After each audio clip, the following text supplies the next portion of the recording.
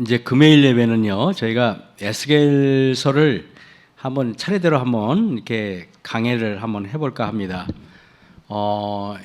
제가 이 에스겔서가 이게 쭉 매장 나갈지는 잘 모르겠지만은 하는 데까지 해서 에스겔서를 금요일 예배 때 한번 끝내보도록 하겠습니다. 자, 우리 에스겔 1장을 한번 보시겠습니다. 에스겔. 오늘부터 이제 에스겔서를 한번 본격적으로 금요일마다 한번 하도록 하겠습니다. 자, 성경 중에서 유대인들이 가장 난해하고 어렵다고 얘기하는 성경책은 에스겔서입니다. 실제로 유대인만뿐만 아니라 우리 목사들도 에스겔서 하면은 제일 어려워요. 그렇기 때문에 할 때마다 도대체 무엇을 어떻게 방향을 잡아야 될지 잘 모르는 것이 또한 사실입니다. 먼저 에스겔서를 풀기 전에 열왕기하 24장을 보면서 풀도록 하겠습니다. 열왕기하 24장입니다.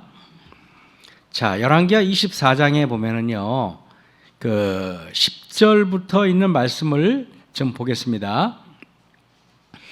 자, 24장 10절에 보면은 열왕기하 24장 10절, 그때 바벨론 왕 느부갓네살이 신복들이 예루살렘에 올라와서 그 성을 애워싸니라.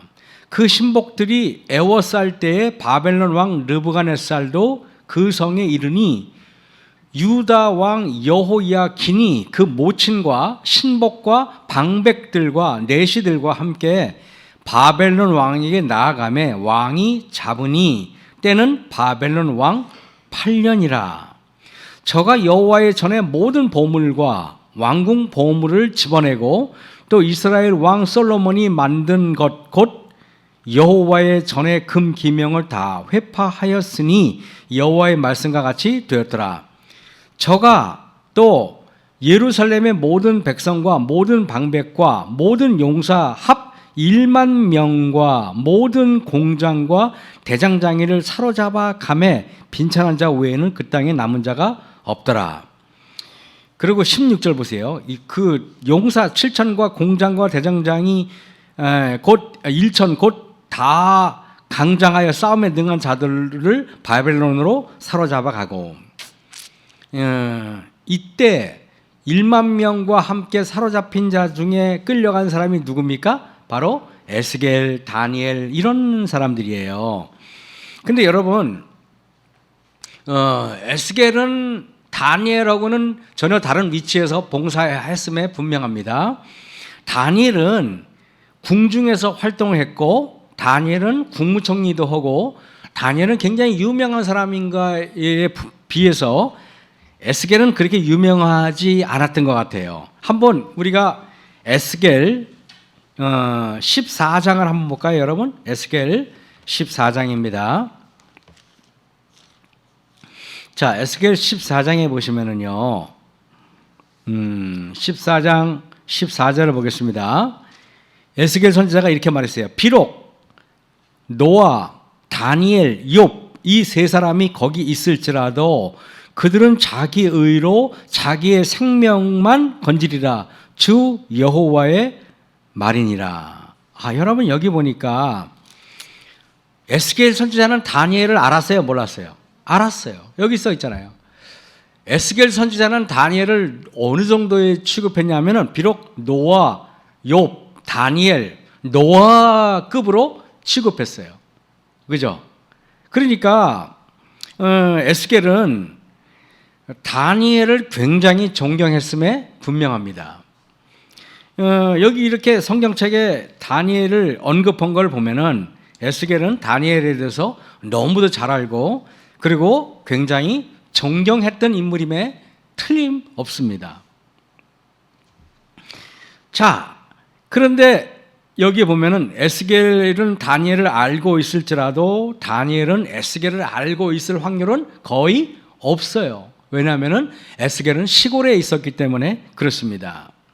에스겔 선지자는 25살 때 망명 생활을 시작하기 전까지는 예루살렘에서 예레미야의 설교를 들었음에 틀림없습니다. 에스겔 선지자가 청년이었을 때 예레미야는 그 할아버지 목사님이셨어요. 쉽게 말하면은 우리를 말하면 원로 목사님. 그러니까 신학생 대 그 은퇴 목사님 정도로 보시면 될 겁니다. 자, 그래서 에스겔 선지자는 이렇게 바벨론으로 이렇게 끌려가고 바벨 끌려가서 다니엘은 궁중에 있었고 에스겔은 아마 그 시골에 있었을 것임에 틀림이 없습니다. 자, 이런 배경을 가지고 한번 에스겔 1장을 잠깐 보시겠습니다. 에스겔 1장. 자, 1장에 보시면은요. 자, 1장 1절입니다. 제30년 4월 5일에 내가 그발강가 사로잡힌 자 중에 있더니, 자, 그발강가에 사로잡힌 자 중에 있더니라는 거 보니까 그발강가에 무슨 공사를 하는데 투입이 됐든가 아니면 그랬을 겁니다. 왜냐하면은 아마 거기 산책을 나왔든지 아마 그렇게 한가한 정도의 그런 어떤 주인은 아니었을 것 같아요. 그죠? 왜냐하면은 그 앞에 사로잡힌 자 중에 있더니라는 표현이 에스겔이 그렇게 자유로운 신분은 아니었구나라는 것을 알 수가 있어요. 그죠? 근데 그때 아마 사람들과 같이 있었는지는 잘 모르겠지만은 그발 강가 사로잡힌 자 중에 있더니 하늘이 열리며 그랬습니다. 그래서 아마 노동을 하다가 하나님을 만난 것은 아닌 것 같고 아마 그 사로잡힌 자 중에 있다가 밤에 아마 산책을 나왔든가 기도하다가 하나님을 아마 만났던 것 같습니다. 하늘이 열리며 하나님의 이상이 내게 보이니 그랬습니다. 자, 여기에 화이트인의 글을 잠깐 볼게요. 원고 81, 1906년도에 이런 말씀이 썼습니다. 가장 어두운 시간에 나타난 영광스러운 계시. 성경 가운데 기록된 참으로 영광스러운 계시들 중 대부분은 교회 역사에 있어서 가장 어두운 시대에 주께서 보여주신 것들이다. 주께서 이런 영광의 계시를 보여주신 것은 사람들에게 하나님을 섬기는 일이 얼마나 거룩한 일인가를 깊이 느끼게 하고자 하십니다. 자, 여러분, 이런 말씀을 통해서 볼 때 에스겔 선지자에게 지금 하나님의 영광이 보였죠. 그럼 에스겔 선지자는 세상적으로 볼 때는 어떻다는 겁니까? 가장 힘들고 어렵고 가장 암울하고 가장 희망이 없을 때, 세상적인 희망이 다 차단됐을 때 하나님의 그 하늘의 영광이 열린 것 같습니다. 이걸 보면서 저는 이런 생각이 들었어요. 여러분, 한번 이렇게 성경을 보면은요, 하나님께서 나타나는 시점이 개인마다 다 다른데, 제가 성경을 보니까 이런 것 같아요. 가장 행복하고, 가장 부유하고, 가장 만족스럽고, 가장 모든 게 풍족할 때 하나님의 그 어떤 그 하늘이 열리는 사람은 거의 보질 못했어요.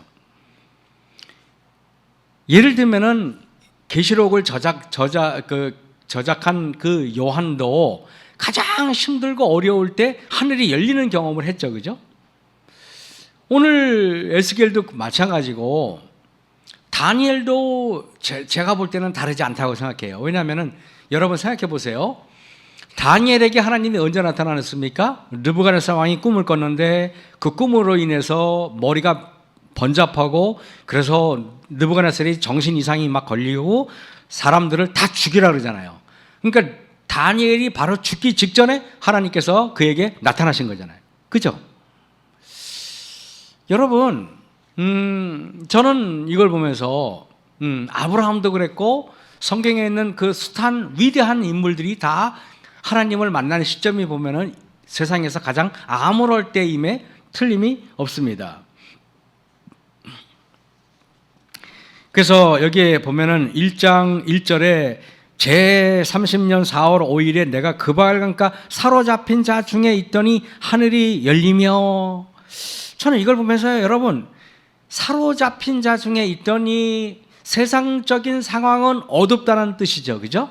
세상적인 상황은 모든 게 다 꽉 막혔죠. 사로잡힌 자 중에 있었기 때문에 자유도 억압됐을 것이고, 부모와 친척으로부터 다 분리되어 있을 것이고요. 모든 행복과 모든 편안함과 모든 아늑함과는 완전히 이렇게 뭐랄까요, 단절된 상황이죠. 그때 하늘이 열려요. 이걸 보면 여러분 어떤 생각이 들어요? 하늘이 열린다.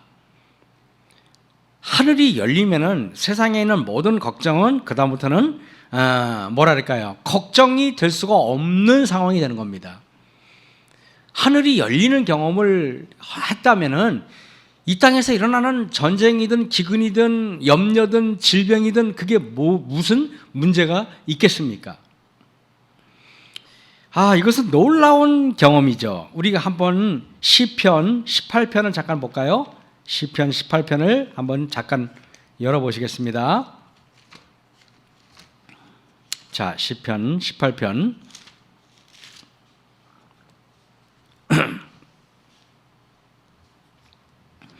자, 여기 보면은요, 이래요. 이것은 다윗이 썼는데요. 자, 다윗이 이런 말을 해요. 2절부터 볼게요. 여호와는 나의 반석이시며. 다윗이 이 시를 썼을 때 궁중에서 편안하게 호의호식하면서 생활할 때 이 글을 썼나요? 아닙니다. 다니엘은 여호와는 나의 반석이시요 나의 요새시요 나를 건지시는 자시요 나의 하나님이시요 나의 피할 바위시라는 말은, 피할 바위라는 말은 쫓기고 있다는 말이죠. 그죠? 다윗이 지금 사울왕으로부터 지금 군대로부터 추격을 당하고 있을 때 다윗이 이 글을 쓴 겁니다. 저는 여러분들은 인생을 살면서 언제 추격을 당하나요? 한 4절 보세요. 사망의 줄이 나를 얽고 불의의 창수가 나를 두렵게 하였으며 그랬어요. 사망이 나를 얽어맬 때, 그죠? 경제적인 여러 핍절이 나를 얽어맬 때, 여러 환경 중에서 얽어맬 때, 그때 우리는 어떻게 됩니까? 하나님을 나의 피난처로 모시고 하나님을 나의 반석으로 모실 수밖에 없는 것입니다. 그래서 여기 5절에 보세요. 음부의 줄이 나를 두르고 사망의 올무가 내게 이르렀도다 그랬습니다. 아마 사울 왕이 국가의 여러분 뭐랄까요, 국가의 권력을 이용해 가지고 지금 다윗을 죽이려고 지금 공권력을 투입한 거 아니에요. 공권력을 투입해 가지고 도망간다고 한번 생각해 보세요. 얼마나 그 삶이 불안하고 얼마나 두려웠겠습니까? 아마 하나님께서 도와주시지 않았더라면은 다윗은 사울 왕한테 바로 아마 박살이 났을 겁니다. 근데 다윗은 매일 기도하지 않으면은, 하루라도 기도하지 않으면은 그는 피난처를 발견할 수가 없었습니다. 여기 6절에 내가 환난에서 여호와께 아뢰며 나의 하나님께 부르짖었더니 이랬습니다. 그게 우리가 이제 새로남기 김종숙 집사님이 이렇게 여호와께 부르짖어라 하는 게 바로 이 시편 18편에 나와 있는 바로 6절, 여기가 바로 모티브예요. 그게 예를 들면은 내가 굉장히 환난 중에 있거나 아니면은 영적인 위기가 다가왔을 때, 또 여러 건강적인 위기가 다가왔을 때, 그리고 나의 품성상의 위기가 다가왔을 때, 그때 하나님께 아뢰며, 여기 보니까 하나님께 부르짖었더니 그랬잖아요. 그때 어떻게 부르짖어요? 예수님이라고 부르짖지 않습니까? 그런 경험을 한 사람들만이 하늘이 열리는 경험을 하는 거예요. 이런 경험을 안 하면은 우리는 에스겔서를 이해할 수가 없고, 이런 경험을 하지 않으면 우리는 성경에 있는 저자들의 마음을 이해할 수가 없어요. 여러분, 여호와께, 이게 내가 환난에서 여호와께 아뢰며 그랬어요. 이건 되게 중요해요, 여러분.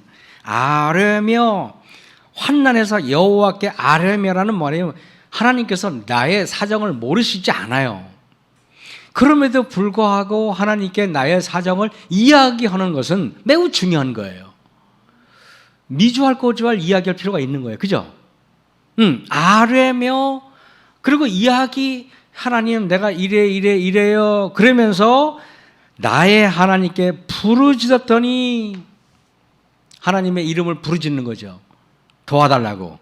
저가 그 전에서 내 소리를 들으시며 그 앞에서 나의 부르짖음이 그 귀에 들렸도다 그렇습니다. 간절한 마음이 아닌 부르짖음은 하늘의 전을 움직일 수가 없는 것 같아요. 그리고 여러분 7절에 보니까 이에 땅이 진동하고 그랬죠. 우리는 이걸 아셔야 돼요. 한 사람의 기도가 땅을 진동할 수 있다는 것입니다. 한 사람의 부르짖음이 땅을 진동하고 산의 터도 요동하였으며 그의 진노를 인함이로다. 이걸 보면서 여러분, 한 사람의 기도가 땅을 진동할 수 있다는 것은 놀라운 일이 아닙니까? 그래서 여러분 여기서 한번 손을 펴시고요. 사도행전 16장을 한번 또 보도록 하겠습니다.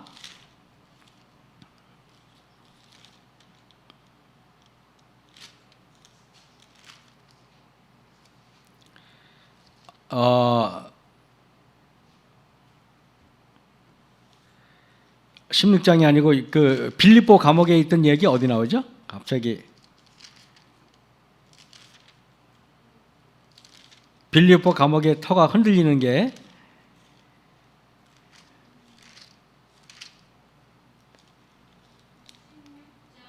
맞죠? 16장이죠, 맞아. 맞아요. 16장에 보면은 여기 24절 보세요. 그가 이러한 영을 받아 저희를 깊은 옥에 가두고 그 발을 착고에 든든히 채웠더니, 이 상황이 아까 에스겔이 사로잡힌 자 중에 있더니와 비슷하죠, 여러분. 그죠? 착고가 깊은 옥에 가두고 발도 착고에 차이고 손도 수갑에 채이고, 그리고 내일이면 아마 형장의 이슬로 사라질 위험 속에 사도 바울이 있는 것입니다. 그때 여기 25절 보세요. 밤중쯤 되어 바울과 실라가 기도하고, 가장 이때의 기도는 사도 바울이 평소에 기도하는 거와 나는 달랐을 거라고 생각해요. 그죠? 이때 기도는 사도 바울이 아마 바울과 실라가 하나님께 어떻게 매달렸을까요? 제가 볼 때는 육적인 생명을 살려달라고 애원했다기보다도 복음 사업을 계속하게 해달라고 기도했을 것 같아요. 그죠? 단순히 그 일신의 그 목숨을 구걸하려고 기도하는 건 아닌 것 같다는 생각이 들어요. 사도 바울이 밤중쯤 되어 바울과 실라가 기도하고 하나님을 찬미하며, 여러분 기도하고 나서 찬미했어요. 그죠? 기도가 굉장히 깊어지잖아요. 그러면 마음에 이렇게 평안이 몰려와요. 평안이 몰려오잖아요. 무서워서 덜덜 떨면서 찬미가 부르는 게 아니고, 찬미가를 하나님께 간절히 기도를 하는데, 기도가 한참을 하다 보면요, 여러분 어느 시점에 딱 이르르면은 하나님께 응답받았다는 느낌을 받고 평안이 쫙 몰려오는 겁니다.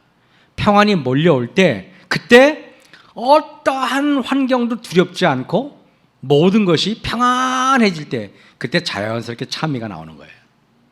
기억나죠? 무슨 말인지.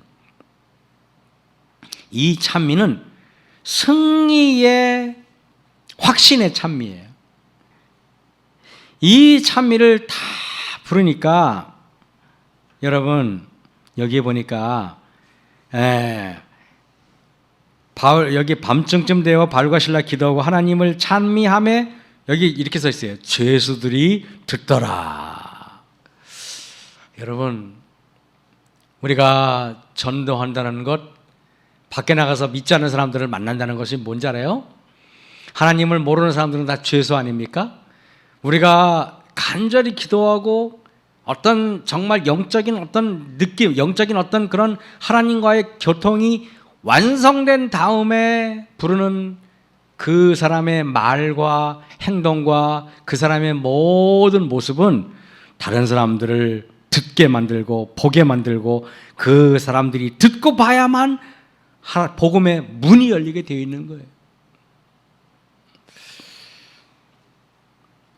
그래서 여기 26절에 보니까 이에 호련히 큰 지진이 나며, 여러분 아까 시편하고 똑같은 경험 아니에요? 그래 안 그래요?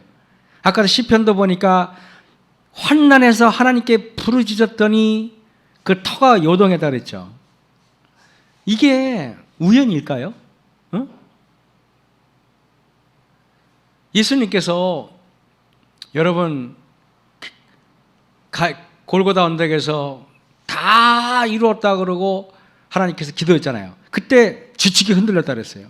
그리고 3일 후에 예수님이 부활할 때 그때는 바위가 터지고 무덤들이 열리고 어마어마한 일들이 일어났죠. 기도는 어떤 건지 아십니까? 영적인 무덤이 열리는 경험이에요. 기도는 나의 불행의 암흑의 상자가 열려가지고 그럴 때 하늘이 열리는 경험을 하는 것입니다.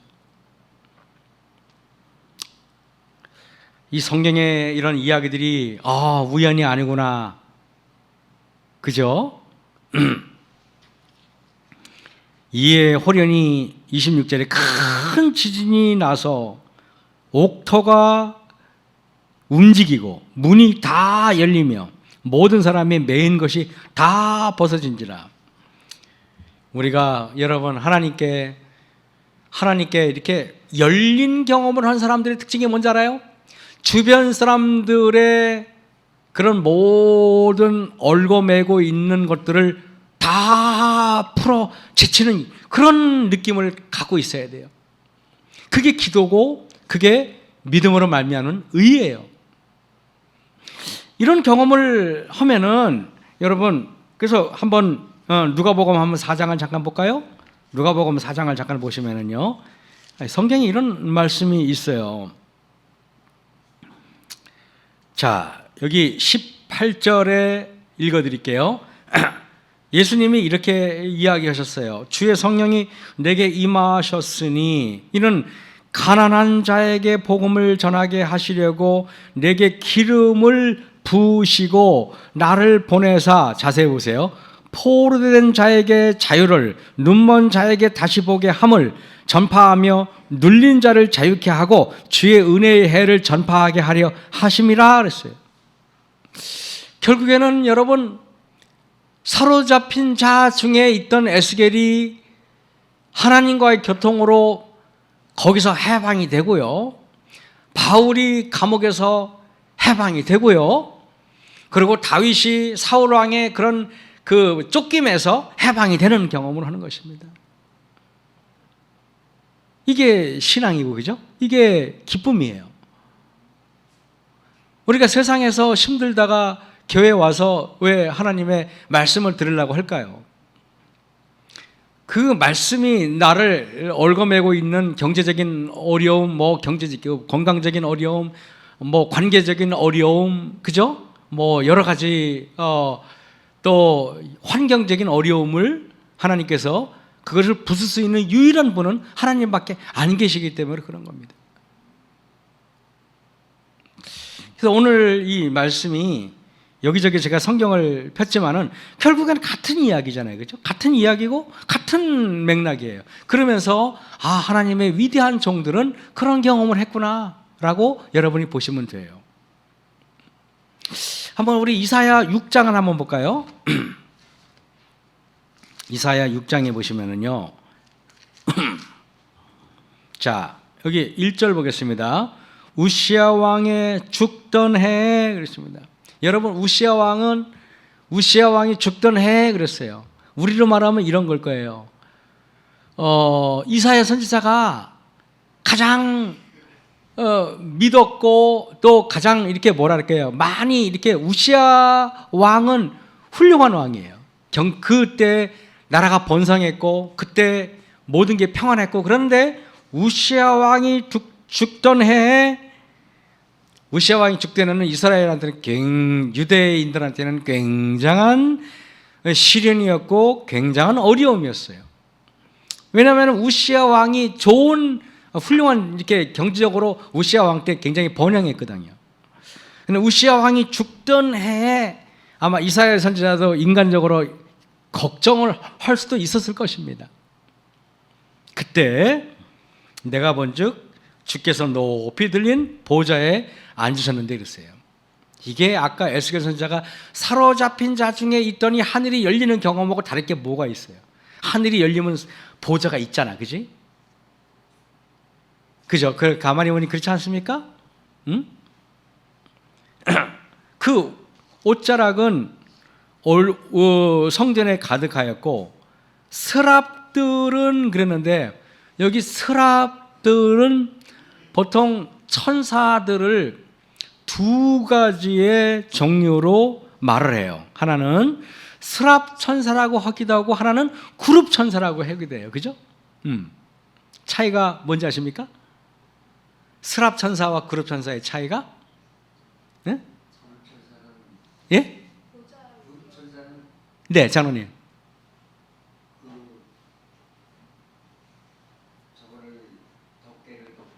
네. 네.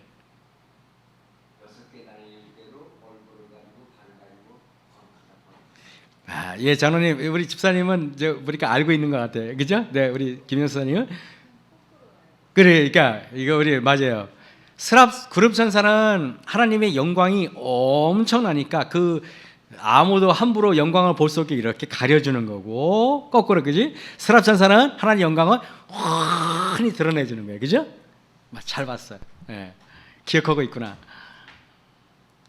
그래서 여러분 2절에 스랍들은 어쨌든 뭐 그룹 천사, 스랍 천사는 같은 이야기인데, 때로는 우리가 하나님의 영광의 빛을 환히 이렇게 우리가, 그죠?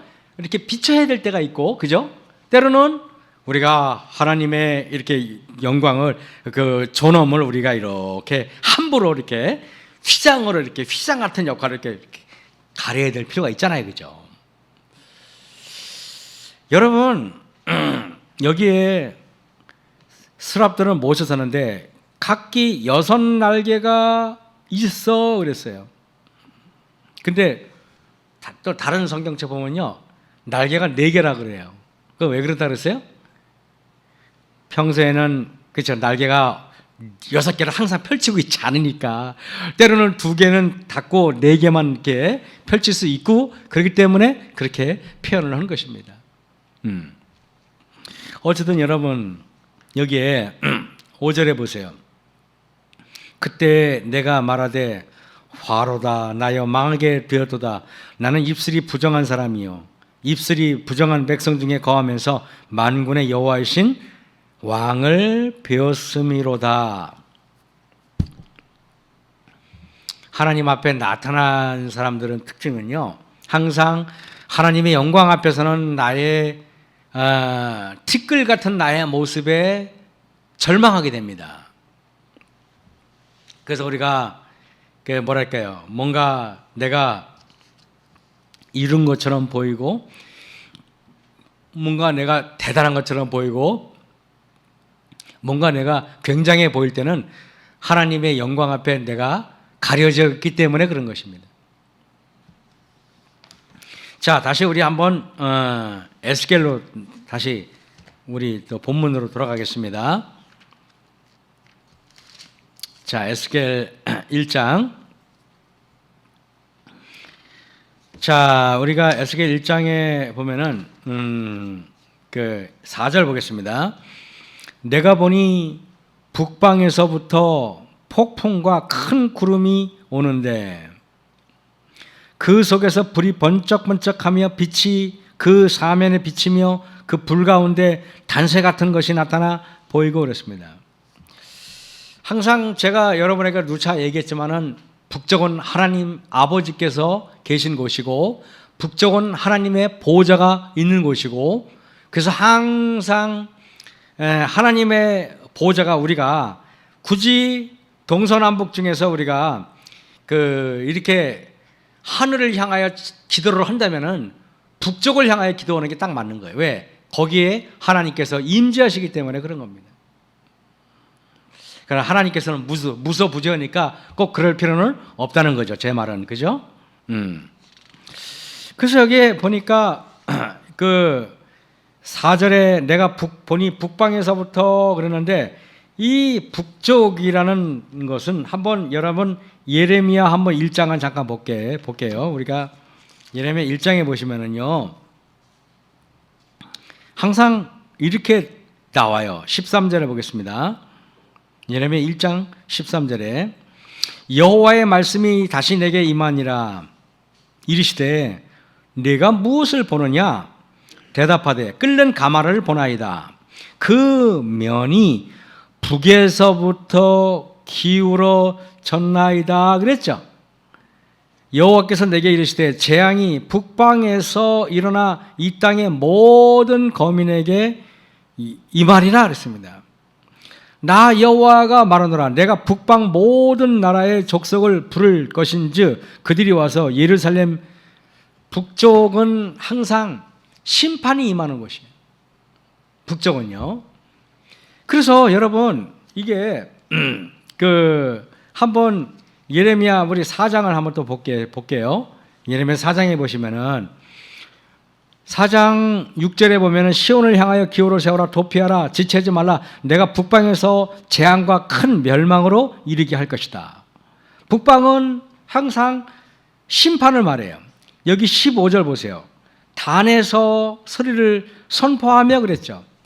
단은 여호수아가 12지파를 분배할 때 레위 지파를 제외한 11지파에게 각 지파별로 위치를 정해서 분배했는데 그 중에서 여호수아가 단 지파에게 어떤 지역을 분배했는데 단 지파는 뭐라고 말하는지 아십니까? 우리는 여기 말고 북쪽으로 올라가서 정복하겠습니다. 그래가지고 이스라엘 맨 북쪽으로 올라갔어요. 그래가지고 단에서 소리를 선포하며 라는 말은 북쪽에서 재앙이 이르겠다는 말과 같은 얘기예요. 뭔 말인지 알겠죠?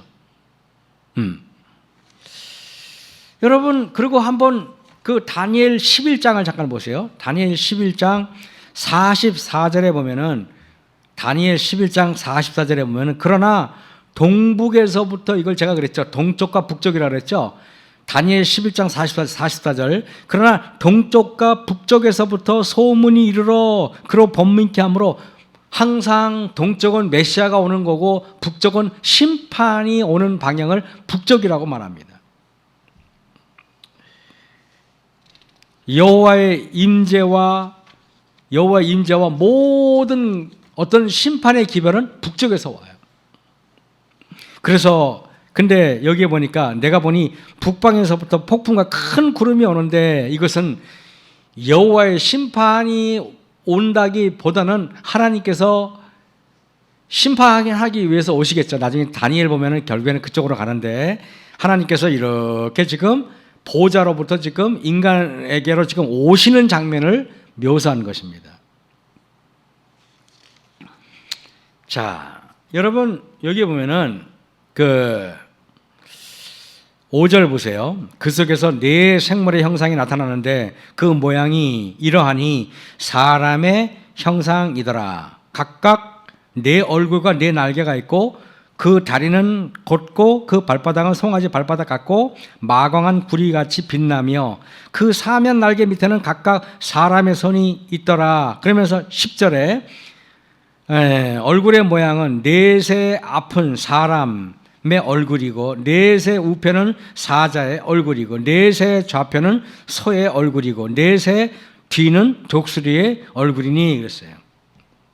제가 언제 한번 그런 얘기 한번 한 적이 있어요. 그죠? 뭐라 그랬습니까? 여기 사자의 모습, 사람의 모습, 소의 모습, 독수리의 모습인데 이것은 사복음서에 각기 다른 예수님의 모습을 갖고 있다 그랬죠. 그죠? 그래서 제가 말씀드리기를 마태복음은 사자의 모습으로 예수님을 묘사한다 그랬죠. 왜? 마태복음은 예수님을 만왕의 왕으로 소개하기 때문에 그런 겁니다. 마가복음은 예수님을 종으로 오신 예수님, 즉 소의 모습으로 묘사했습니다. 누가복음은 유난히 예수님을 인자라고 표현을 해요. 그래서 예수님을 사람으로 오신 예수님으로 표현합니다. 요한복음은 완전하신 하나님으로 말해요. 완전하신 하나님을 표현할 때 늘 하나님은 하늘에서 내려오죠. 하늘에서 가장 우아하게 내려오는 동물은 지구상의 독수리가 제일 우아해요. 큰 동물이 쫙 날개를 펴고 내려오는 게 마치 하나님께서 임재하시는 장면. 그래서 요한복음은 예수님을 하나님으로 표현하는 거예요. 그래서 밀림의 왕인 사자가 마태복음이고요. 그리고 종으로 오신 예수님은 마가복음은 소의 모습, 누가복음은 인자의 모습으로 예수님 사람, 요한복음에는 독수리의 모습으로 하나님을 상징하고 있습니다. 그런데 여러분 여기에 네 생물은 어떤 존재일까? 에스겔 10장을 잠깐 보세요. 에스겔 10장에 보시면은요. 10장에 보시면은 15절, 14절 볼게요. 자, 이렇게 돼 있어요. 그룹들은 네 면이 있는데, 아까 에스겔 1장에 보니까 네 면이 생물이 있었잖아, 그지? 네 면이 있는데, 첫 면은 그들의 얼굴이요, 둘째 면은 사람의 얼굴이요, 셋째는 사자의 얼굴이요, 넷째는 아까 1장에 나와 있는 걸 또 반복했습니까? 그런데 15절 보세요. 그룹들이 올라가니 그 네 생물이 결국에는 뭐란 말이에요? 그룹 천사들이다 이런 말이에요. 그래서 에스겔 1장에서는 네 생물로 표현한 것을 동일한 저자인 에스겔이 에스겔 10장 15절에는 그 네 생물이 천사들이야 이렇게 말하는 것입니다. 그런데 16절 보세요. 그룹들이 행할 때에는 바퀴도 그 곁에서 행하고 그룹들이 날개를 들고 땅에서 올라가려 할 때에도 바퀴가 그 곁을 떠나지 아니하니, 결국에 여러분 그룹 천사는 날개가 있고 그리고 바퀴가 달렸어요. 날개와 바퀴는 뭘 말해요? 신속한 이동성을 표현하고 있는 것입니다. 다시 에스겔 1장으로 돌아가면은요. 에스겔 1장으로 돌아가면은 1장 15절부터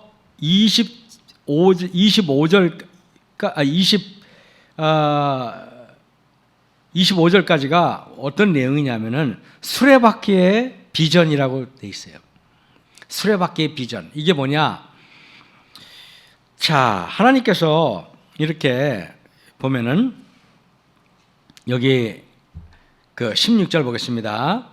그 바퀴의 형상과 구조는 넷이 한결 같은데 황옥 같고, 그 형상과 구조는 바퀴 안에 바퀴가 있는 것 같으며 행할 때는 사방으로 향한 대로 돌이키지 않고 행하며 그 둘레는 높고 무서우며 그 네 둘레로 돌아가면서 눈이 가득하고, 바퀴가 여러분 어떤 바퀴냐면 자동차 바퀴 같은 바퀴가 아니라 이 바퀴가 전후 좌우 360도로 움직여요.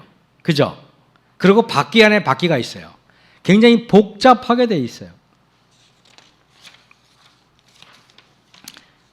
선지자왕 536절에는 화이트 부인은 이렇게 말했어요. 서로 교차하는 여러 바퀴들이 네 생물에 의하여 움직이고 있었다. 이 생물들 위에 높이 보호자의 형상이 있는데 그 모양이 남보석 같고, 그 보호자의 형상 위에 한 형상이 있어 사람의 모양 같았다. 누굽니까? 예수님이에요. 그죠? 그러면 여러분 이게 보좌가, 하나님의 보좌가 네 생물이 하나님을 호위하고 있는데 그 하나님을 태운 보좌가 어떻게 되어 있습니까? 바퀴가 안에도 있고 이렇게 바퀴가 몇 겹으로 되어 있는데 바퀴 안에 바퀴가 있고 바퀴 밖에 바퀴가 있어가지고 이 바퀴가 사방으로 움직여요.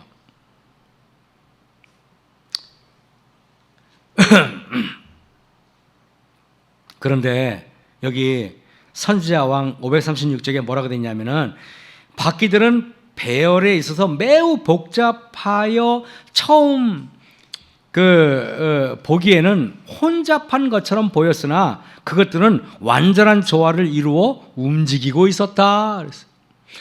무슨 말이냐면 바퀴가 굉장히 이렇게 복잡하게 보이는데 자세히 보니까 완전한 조화를 이뤄가지고 그렇게 복잡하지 않다 이 말입니다. 그러면서 여기 목사에게 보내는 권면에 보면 이런 말이 있어요. 하나님의 사역자들은 이사야 6장과 에스겔 1장 2장을 연구하라. 오우. 여러분 선지자가 우리에게 뭐라고 말했냐면은 특히 목사들은 에스겔 1장과 2장 이사야 6장을 특별히 연구해라 이렇게 돼 있어요. 뭔 말인지 알겠습니까? 바퀴 안에 바퀴가 있고 그것들과 연하여진 생물들의 모습 모든 것이 선지자에게 복잡하고 이해할 수 없는 것과 같았다. 그러나 무한하신 지혜의 손길이 바퀴 가운데 있었고 완전한 질서가 그 사업을 마무리 짓고 있다. 어쩌면은 우리가 갖고 있는 복음 사업도 굉장히 복잡하게 보이고 그러는데 하나님 안에서 완전한 조화로 하나님께서 이 교회를 이끌어 가신다는 뜻이에요. 여러분 어떠한 사람도 스스로 계신 위대하신 분께 속한 이러한 일들을 주관할 수 있으리라고 상상해서는 아니 될 것이다 그랬어요. 제가 우리 이렇게 여러 사람들을 만나면 이런 얘기를 해요. 여러분 하나님께서 제일 싫어하는 게 뭔지 알아요? 하나님께서 제일 싫어하는 거는 질서를 깨트리는 거 싫어한대요. 그게 가려뽑은 길별 1권에 나와 있어요. 하나님께서 제일 싫어하는 거는 질서를 무너뜨리는 거대요. 예를 들면은 내가 아무리 옳아도 하나님께서 교회라는 단체를 조직하고 합회라는 단체를 조직하고 연합회, 지회, 대청회를 만들었어요. 이것은 바로 바퀴 안에 바퀴가 있는 그 조직을 하나님께서 이렇게 표현하는 것입니다. 그런데 여러분 그 조직을 우리가 개혁해서 간단하게 할 필요는 있어요. 그거에 대해서 저는 뭐라고 안 그래요. 꼭 대청회, 지회, 연합회 이렇게 있을 필요는 없지만은 어쨌든 합의에 의해서 교회 지도자들이 그렇게 결정하기 전까지는 말입니다. 이미 있는 질서 안에서는 하나님의 백성들은 그 모든 질서 안에서 순종해야 되고 그 질서를 순응해야 되고 그 질서 안에서 우리가 생활해야 되는 걸 잊지 말으면 안 되는 거예요. 가령 예를 들면은 여러분 가령 어떠한 사람이 합회를 비난하거나 연합회를 비난하거나 이러는 사람이 있다면은 우리는 그 사람을 하나님의 일꾼으로 봐서는 안 되는 것입니다. 뭔 말인지 알겠죠? 하나님께서 가장 싫어하는 거예요. 제가 이걸 너무 잘하기 때문에 제가 그렇게 불의한 사람이지만은 그런 잘못은 저지르지 않으려고 노력해요. 뭔 말인지 알죠, 그죠? 그래서 교회도 보면은 작게는 교회라는 단체가 제일 작은 단체고, 그 다음에 합회, 연합회 이렇게 돼 있잖아요. 교회도 그래서 보면은 제가 우리 교회에서는 그렇게 강조를 별로 안 했지만은 제가 있던 교회는 항상 강조했어요. 교회에 하나님께서 직분을 맡기로 했잖아요. 담임 목사, 장로님들, 집사님들, 그 여러 직분이 있는데 그 직분이 우리가 상하 관계는 아니라도 수직 관계, 이렇게 수평 관계라도 그러나 그 질서 안에서 우리가 그죠? 움직일 필요가 있는 거예요. 그 질서를 어긋나고 무시하거나 그러면은 우리가 그런 사람이 교회에 있는 공동체의 질서를 존중하지 않는 사람이 합회 공동체를 존중할 리가 없고, 합회 공동체를 존중하지 않는 사람이 연합회 공동체를 존중할 리가 없고, 그런 사람이 하늘의 공동체를 존중할 리가 없기 때문에 그런 것입니다. 그래서 여기에 뭐라고 되는지 아십니까? 여리고성을 함락시킬 때 만군의 주 하나님께서 군대 장관이셨다. 그분께서 전투 계획을 세우셨으며 그 일을 행할 하늘과 인간 대리자들을 연합시켰으며 어떠한 인간의 손도 이 성벽을 건드리지 않았었다. 성령의 능력을 더욱 의지하고 인간 대리자들을 훨씬 적게 의지하도록 하자. 여러분, 교회라는 공동체에서 역사하시는 하나님께서 오늘도 하나님께서 역사하는데, 저는 그렇게 생각을 해요. 이 마지막 시대 되면은 여기저기서 불쑥불쑥 여러 불순한 존재들이 올라올 것입니다.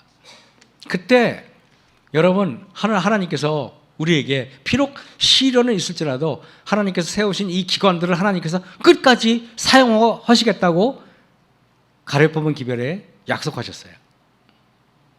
무슨 말인지 알겠습니까? 저는 이 공동체 안에 하나님께서 이렇게 바퀴 안에 바퀴가 있고, 여기 이런 말이 있어요. 이거만 마치고 제가 마칠게요. 여기 뭐라고 되어 있냐면은 17절에 보세요. 행할 때는 사방으로 향한 대로 돌이키지 않고 그 둘레는 높고 무서우며 그 네 둘레로 돌아가면서 눈이 가득하고 생물이 행할 때에도 바퀴도 그 곁에서 행하고 생물이 땅에서 들릴 때에 바퀴도 들려서 20절 보세요. 어디든지 신이 가려하면 생물도 신이 가려하는 곳으로 가고 바퀴도 그 곁에서 들리니, 제가 이걸 왜 읽어줬습니까? 공동체 안의 질서죠. 그래 안 그래요? 모든 게 여기서 이 소리가 나고 저 소리가 나고 막 이러지 않죠, 그죠?